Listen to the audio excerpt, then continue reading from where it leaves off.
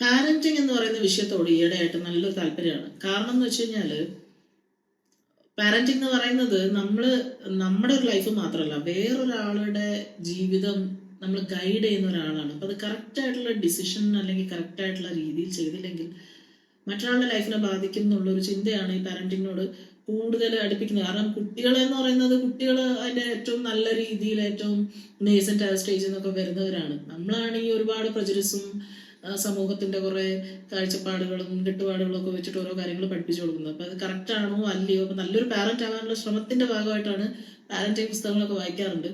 ഈയിടെ വായിച്ച ഒരു പുസ്തകം how to talk to kids so that they listen.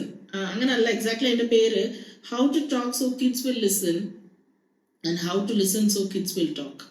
എങ്ങനെ നമ്മൾ സംസാരിച്ചാലാണ് കുട്ടികൾ ശ്രദ്ധിക്കുക, അതുപോലെ നമ്മൾ എങ്ങനെ കേട്ടിരുന്നാലാണ് കുട്ടികൾ നമ്മളോട് സംസാരിക്കുക. പ്രത്യേകിച്ച് ടീനേജിലൊക്കെ വരുന്ന സമയത്ത് നമ്മളോട് നേരത്തെ ചക്രവാല എന്നൊക്കെ പറഞ്ഞ ഓടി വരുന്ന കുട്ടികൾ നമ്മൾ അങ്ങനെ വിളിച്ചു കഴിഞ്ഞാൽ ഒന്നാമത് ജനറേഷൻ ഗ്യാപ്പ് എല്ലാം കൂടെ വരുന്ന സമയത്ത് വലിയ ബുദ്ധിമുട്ടാണ്. അപ്പം എങ്ങനെ സംസാരിച്ചാലാണ് കുട്ടി കേൾക്കുക എന്ന് പറഞ്ഞപ്പോൾ തന്നെ ഒരു ആകാംക്ഷയായിരുന്നു. എന്നാൽ പിന്നെ നമുക്ക് പഠിച്ചാലെന്ന് വിചാരിച്ചിട്ട്.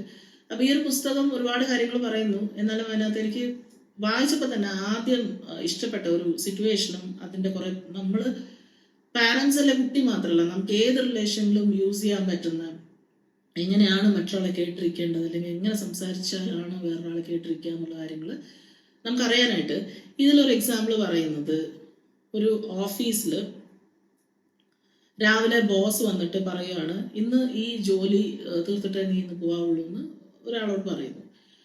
അപ്പൊ മറ്റ് പല ജോലികൾ നമുക്ക് ഓഫീസിൽ വർക്ക് ചെയ്യുന്നവർക്ക് അറിയാം, ഓരോന്ന് വരുമ്പോൾ നീ അത് ചെയ്തില്ല എന്ന് പറയുമ്പോഴത്തേക്ക് വേറൊന്ന് കയറി വരും. അങ്ങനെ കയറി വന്ന് ലാസ്റ്റ് വൈകുന്നേരം ആയപ്പം ഈ പുള്ളി ആ ജോലി തീർക്കാനായിട്ട് പറ്റുന്നില്ല. അപ്പം ബോസ് എന്ത് ചെയ്യും? ബോസ് വന്നിട്ട് പറയും, ചോദിക്കും, എല്ലാവരുടെ മുന്നിൽ വെച്ച് ചോദിക്കും, ഇതെന്താ നീ ഇതുവരെ ഇത് തീർത്തില്ലേ എന്ന് ചോദിച്ചിട്ട് ഷൗട്ട് ചെയ്യും. അപ്പം മറ്റുള്ള കലീഗ്സിന്റെ മുന്നിൽ വെച്ച് ഇയാള് ആകപ്പാടെ എംബാരസ്ഡ് ആവുന്നു. അങ്ങനെ ഓഫീസിൽ നിന്ന് ബോസ് ഇറങ്ങിപ്പോകുന്നു, പുറകെ എല്ലാവരും ഇറങ്ങിപ്പോകുന്നു. അപ്പൊ ഇയാള് ഒരു ഫ്രണ്ടിന്റെ അടുത്ത് എത്തുകയാണ്. അപ്പൊ ഫ്രണ്ട് എന്തൊക്കെ രീതിയിലായിരിക്കാം ഫ്രണ്ട്സ് നമ്മൾ ഈ ഒരു സിറ്റുവേഷൻ അങ്ങോട്ട് പറയുമ്പോൾ പ്രതികരിക്കുന്നത്. അപ്പൊ അതാണ് ഈ ഒരു പുസ്തകത്തിൽ പറയുന്നത്. അപ്പൊ നമ്മൾ ആലോചിക്കേണ്ടത് ഈ രീതിയിലുള്ള പ്രതികരണം നമുക്ക് നമ്മുടെ സുഹൃത്തിന്റെ കയ്യിൽ നിന്ന് കിട്ടുന്നു, നമുക്ക് ഉണ്ടാവുന്ന ഫീൽ എന്താണെന്നുള്ളതാണ് ഒരു പേപ്പർ പെൻസിൽ എടുത്ത് വെച്ച് എഴുതണം എന്നാണ് ഈ പുസ്തകത്തിൽ പറയുന്നത്. അപ്പൊ ആദ്യം തന്നെ ഫസ്റ്റ് പ്രതികരണം എന്ന് പറയുന്നത് ഡിനയൽ ഓഫ് ഫീലിങ്സ് എന്ന് പറയും. എന്ന് വെച്ചാൽ നമ്മൾ ഫ്രണ്ടിന്റെ അടുത്ത് പറയാതെ ഇന്നുപോലെ ബോസ് എന്നെ എല്ലാവരും മുമ്പിൽ വെച്ച് ഇങ്ങനെ പറഞ്ഞു, എനിക്ക് പണിയെടുക്കാൻ പറ്റിയില്ല, അത് കംപ്ലീറ്റ് ചെയ്യാൻ പറ്റിയില്ല, അപ്പൊ ഇങ്ങനെയൊക്കെ ഉണ്ടായി എന്ന് പറയുമ്പോൾ ഫ്രണ്ട് പറയുന്നു, ഓ ഇതൊന്നും വലിയ പ്രശ്നമുള്ള കാര്യമൊന്നുമല്ല, ഇതൊക്കെ നോർമലി നടക്കുന്ന കാര്യമില്ല, അത് വിട്, നീ ചിരിച്ചോ, ഇന്നിന് ചിരിച്ചാലാണ് കാണാൻ രസം, അല്ലെങ്കിൽ ഇത് വിട്ടുകളാം എന്ന് പറഞ്ഞ് ജസ്റ്റ് അതങ്ങ് ബ്രഷ് ചെയ്യാണ്. നമ്മുടെ ഫീലിങ്സിന് യാതൊരു വിലയും കൊടുക്കാതെ ഡിനയൽ ഓഫ് ഫീലിങ്സ് എന്ന് പറയുന്ന ഒരു തരത്തിലുള്ള പ്രതികരണം. ഇങ്ങനെയാണ് നമ്മുടെ ഫ്രണ്ട് നമ്മളോട് പ്രതികരിക്കുന്നെങ്കിൽ നമുക്ക് എന്തായിരിക്കും തോന്നുക? നമ്മുടെ ഫീലിങ്സിന് ഒരു വിലയും കൊടുത്തില്ലല്ലോ എന്നാണ് എനിക്ക് പേഴ്സണലി ഫീൽ ചെയ്യുന്ന ഒരു സിറ്റുവേഷനിൽ. രണ്ടാമത് ഒരു ഫ്രണ്ടിന് നമ്മളോട് പ്രതികരിക്കാൻ പറ്റുന്ന ഒരു രീതി എന്ന് പറയുന്നത് ഫിലോസഫിക്കലായിട്ടാണ്. എങ്ങനെയായിരിക്കും? ഇതൊക്കെ ലൈഫിന്റെ ഒരു ഭാഗമല്ലേ, ലൈഫിൽ ഇങ്ങനെ ചില ദിവസം ഇങ്ങനെ പ്രശ്നങ്ങൾ ഉണ്ടാവാം, ലൈഫ് എന്ന് പറയുന്നത് മിക്സ് ഓഫ് ഫീലിങ്സ് ആണ്, ഇമോഷൻസ് ആണ്, ഇതൊക്കെ അങ്ങനെ പറഞ്ഞ് ഫിലോസഫിക്കലായിട്ട് സംസാരിക്കാം. ഇതാണ് രണ്ടാമത്തെ ഒരു രീതി. മൂന്നാമതെന്ന് പറയുന്നത് നമ്മുടെ മോഹൻലാൽ പറഞ്ഞ പോലെ നിങ്ങൾ എന്നെ എത്ര വേണമെങ്കിൽ തല്ലിക്കോളും, ഉപദേശിക്കരുത് എന്ന് പറഞ്ഞാൽ ഉപദേശങ്ങളായിരിക്കും. ചിലർ പറയും, നീ അങ്ങനെ ചെയ്തോ, എന്നാൽ നാളെ രാവിലെ തന്നെ പോയിട്ട് ബോസിന്റെ അടുത്ത് സോറി പറഞ്ഞ് നാളെ രാവിലെ പോയി ആ പണിയൊക്കെ തീർത്തിട്ട് അതങ്ങ് സെറ്റാക്കും എന്ന് പറഞ്ഞ് ലൈനായിട്ടങ്ങ് ഉപദേശങ്ങൾ വരും. അപ്പൊ അത് കേൾക്കുമ്പോഴും ഒരു പക്ഷേ നമുക്ക് എങ്ങനെയായിരിക്കും ഫീൽ ചെയ്യുന്ന ഓരോരാൾക്ക് ഓരോ തരത്തിലായിരിക്കും. അപ്പൊ നിങ്ങൾക്ക് എങ്ങനെയാണ് ഫീൽ ചെയ്യുന്നതെന്നുള്ളത് നിങ്ങൾ ആലോചിക്കാം. നാലാമത്തേത് എന്ന് പറയുന്നത് ചോദ്യങ്ങളാണ്. എന്നാലും നിനക്കറിയില്ലേ ബോസ് നിന്നോട് രാവിലെ ഈ ജോലി ചെയ്യണം എന്ന് പറഞ്ഞു കഴിഞ്ഞാൽ വൈകുന്നേരം തീർത്തില്ലെങ്കിൽ പുള്ളി ചൂടാവും എന്നുള്ളത്? അല്ലെങ്കിൽ എന്നാലും നിനക്കിതെങ്ങനെ പറ്റി, നീ ഇതൊക്കെ ശ്രദ്ധിക്കുന്നതാണല്ലോ, ഇന്ന് നിനക്ക് എന്ത് പറ്റി എന്ന് പറഞ്ഞുള്ള ഒരുപാട് ക്വസ്റ്റ്യൻസ് ആയിരിക്കാം. അഞ്ചാമത്തെ ഒരു റെസ്പോൺസ് എന്ന് പറയുന്നത്, ആ ബോസ് അങ്ങനെ പറയണമെങ്കിൽ ബോസിനും അത്രയും പ്രഷർ ഉണ്ടാവും എന്ന് വെച്ചാൽ ഈ മറ്റേ ആളെ ഡിഫെൻഡ് ചെയ്ത് സംസാരിക്കുക.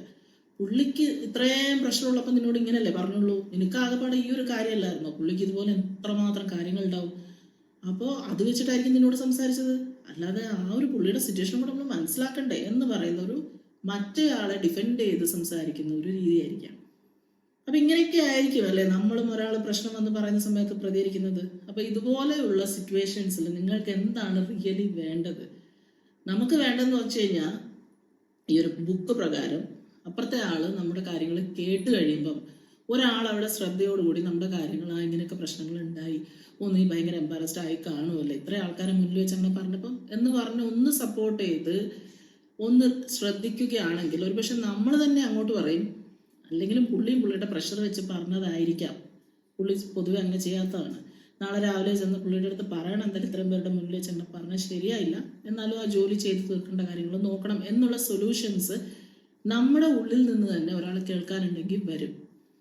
അപ്പൊ നമ്മൾ ഇത്രയും മെച്ചുവേർഡ് ആയിട്ടുള്ള നമുക്ക് ഇതിന് പകരമായിട്ട് നമ്മൾ നമ്മുടെ കുട്ടികളെ ഈ ഒരു സിറ്റുവേഷനിലേക്ക് മാറ്റി വെക്കുക. കുട്ടികൾ ഒരു കാര്യം എന്ന് പറയുമ്പോൾ ഇപ്പൊ ആരെങ്കിലും ഒരു കുട്ടി എന്നെ ഇടിച്ചു എന്ന് പറയുമ്പോൾ അവൻ വെറുതെ ഇടിക്കുകയൊന്നുമില്ല, നീ എന്തെങ്കിലും അങ്ങോട്ട് ചെയ്തുകൊണ്ടായിരിക്കും ഇടിച്ചത്. അല്ലെങ്കിൽ എന്ത് കാര്യത്തിനും ഇപ്പൊ ടീച്ചർ ഇന്ന് ഹോംവർക്ക് ചെയ്യാത്തവന് ഇന്ന പോലെ പറഞ്ഞു, അല്ലെങ്കിലും നീ എന്തുകൊണ്ട് ഹോംവർക്ക് ചെയ്തില്ല, നീ ഇന്നലെ എന്തുകൊണ്ട് ചെയ്തില്ല എന്ന് പറഞ്ഞ് നമ്മൾ ചിലപ്പോൾ ക്വസ്റ്റ്യനിങ് ആയിരിക്കാം. അപ്പൊ നമ്മൾ ഇതിൽ ഏത് രീതിയാണ് ഒരു കുട്ടി വന്ന് പറയുന്ന സമയത്ത് അങ്ങോട്ട് കൊടുക്കുന്നത് എന്ന് ആലോചിക്കാനുള്ള ഒരു അവസരമാണ് ഈ ഒരു എക്സാമ്പിളിൽ കൂടെ കിട്ടുന്നത്. അപ്പോൾ ഒരു സൊല്യൂഷൻ എന്ന് പറയുന്നത് ഫസ്റ്റ് ഓഫ് ഓൾ എന്ത് കാര്യമാണെങ്കിലും ഒരാൾ വന്ന് പറയുമ്പം ആ ഒരു ജഡ്ജ്മെന്റോ അല്ലെങ്കിൽ അതിനെ കറക്റ്റ് ചെയ്യാനായിട്ടുള്ള ഒരു ഇമ്മീഡിയറ്റ് അഡ്വൈസോ അല്ലെങ്കിൽ നീ ചെയ്ത ശരിയായില്ല, നീ ചെയ്ത ശരിയാണ് എന്നുള്ള ഒരു സൊല്യൂഷനിലോ എത്താതെ ആ വരുന്ന ആൾ എന്താണ് അവരുടെ സിറ്റുവേഷനിൽ പറയാൻ ശ്രമിക്കുന്നത്, പ്രത്യേകിച്ച് കുട്ടികളുടെ കാര്യത്തിൽ പറയുന്നത് അവർക്ക് അവരുടെ ഫീലിങ്സ് എക്സ്പ്രസ് ചെയ്യാനായിട്ട് പറ്റില്ല, അവരത് ബിഹേവ് ചെയ്താണ് കാണിക്കുന്നത്. ആ ബിഹേവിയറിന്റെ പിറകിൽ എന്താണ് അവരെ അങ്ങനെ ബിഹേവ് ചെയ്യിപ്പിക്കുന്നത് എന്ന് മനസ്സിലാക്കേണ്ട ഒരു കടമ പാരൻസിന് ഉണ്ട്. അപ്പൊ ഏതൊരു സിറ്റുവേഷനിലും ഒരാൾ ഒന്ന് സംസാരിക്കണം, നമ്മൾ അവർക്ക് എന്താണ് പറയാനുള്ളത്, അവരുടെ സൊല്യൂഷൻ അവർക്ക് തന്നെ കണ്ടെത്താൻ പറ്റും. നമ്മൾ എപ്പോഴും ഒന്ന് ഇരുന്ന് കേട്ട് കഴിഞ്ഞാൽ ആളുകൾക്ക് അവരുടെ ഉള്ളിൽ തന്നെ സൊല്യൂഷൻസ് എല്ലാ പ്രശ്നങ്ങൾക്കും ഉണ്ടാവും. അപ്പൊ ആ ഒരു ജസ്റ്റ് ആ ഫ്രണ്ടിലുള്ള ഒരു മറയൊന്ന് മാറ്റി കൊടുക്കാനായിട്ട് നല്ലൊരു ലിസണർ ആവുക എന്നുള്ളതാണ് ഈ ഒരു ബുക്കിൽ എനിക്ക് കുട്ടികൾക്കും പാരൻസിനും മാത്രമല്ല മറ്റെല്ലാ റിലേഷൻസിനും യൂസ് ചെയ്യാൻ പറ്റുന്ന ഒരു ടിപ്പായിട്ട് തോന്നിയത്. അപ്പോൾ അതാണ് ഇന്നത്തെ കട്ടനിൽ ഷെയർ ചെയ്തിരിക്കുന്നത്. നാളെ വീണ്ടും കട്ടൻ കുടിക്കുമ്പോൾ ഇതുപോലെ എന്തെങ്കിലും വിഷയങ്ങൾ കിട്ടുവാണെങ്കിൽ തീർച്ചയായിട്ടും വരാം.